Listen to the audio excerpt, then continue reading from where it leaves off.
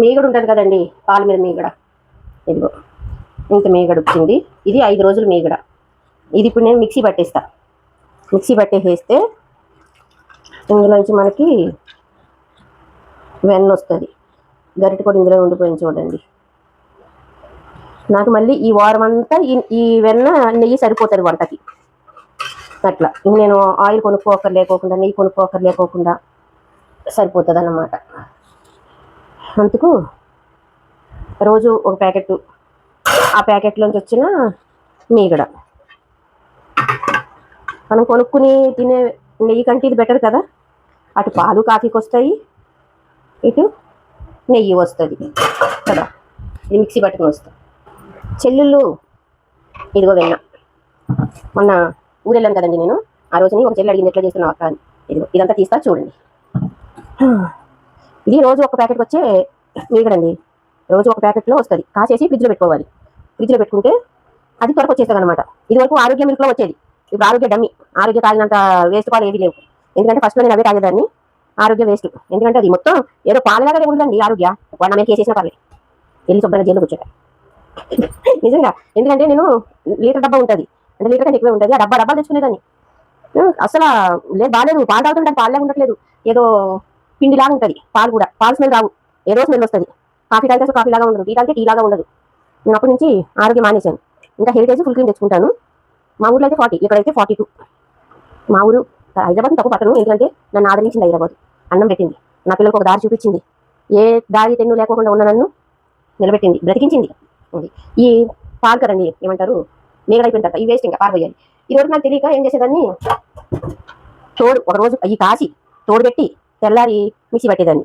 Mixie పడితే అమ్మ double పని అయిపోయేది. అప్పుడు మాకు పనులు ఉండేటోళ్ళు కాబట్టి వాళ్ళ మీద నెట్టేసేదాన్ని, వాళ్ళు చేసేటోళ్ళు. ఇప్పుడు నో పని మనిషి. ఎవ్రీథింగ్ నేనే పని మనిషిని. ఇంకా ఎవరికైనా పని మనిషి కావాలంటే చెప్పండి, నేనే వెళ్తా.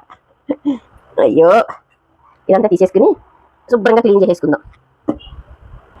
ఇది వెన్న ఇంత వచ్చింది, అది కరివేపాకు అండి. ఇంత వచ్చింది, ఇదిగోండి ఇంత వెన్న వచ్చింది.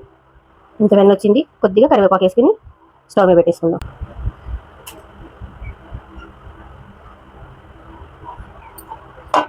అది మరుగుతున్నప్పుడే కొంచెం కరివేపాకు వేసేసుకుందాం. కరివేపాకు వేసుకుంటే కొద్దిగా టేస్ట్ వస్తుంది, స్మెల్ బాగుంటుంది. ఊర్లో అయితే మునగాకు వేసేదమ్మ. మా అమ్మ మునగాకు వేసి కాసేది. ఇప్పుడు మునగాకు ఎక్కడ తేవాలండి నేను ఈ హైదరాబాద్లో? తినడానికే లేదు మునగాకు. ఇట్లా మసులుతుందండి. ఇది కొంచెం గోల్డెన్ కలర్ వస్తే ఇంకా ఆపేసేయచ్చు అన్నమాట. నెయ్యి స్మెల్ వస్తుంది కదా, నెయ్యి స్మెల్ వచ్చినప్పుడు ఆపేసేసుకుంటుంది. ఇది మొన్న చేశాను కదండి నెయ్యి, ఆల్మోస్ట్ ఇది హాఫ్ లీటర్ అయితే అది కొద్దిగా వాడేసిన. ఇది కొన్న నెయ్యి అండి. ఈ నెయ్యికి తేడా చూడండి. ఇది మన ఇంట్లోది, ఇది కొన్నది. ఇది సాల్టీగా ఉంటుంది, మరి ఏంటో తెలీదు. మార్నింగ్ ఒక స్పూను తినాలి అని చెప్పింది నా ఫ్రెండు, తింటాను. తింటున్నప్పుడు ఇది సాల్ట్ ఉంటుంది, ఇదైతే నార్మల్గా ఉంటుంది. ఏంటో మరి. నెయ్యి తయారైపోయిందండి. ఇట్లా వచ్చేస్తే ఇంకా ఆపేసుకోవచ్చు. ఆపేసి గిన్నెలోకి తీసేసుకుందాం.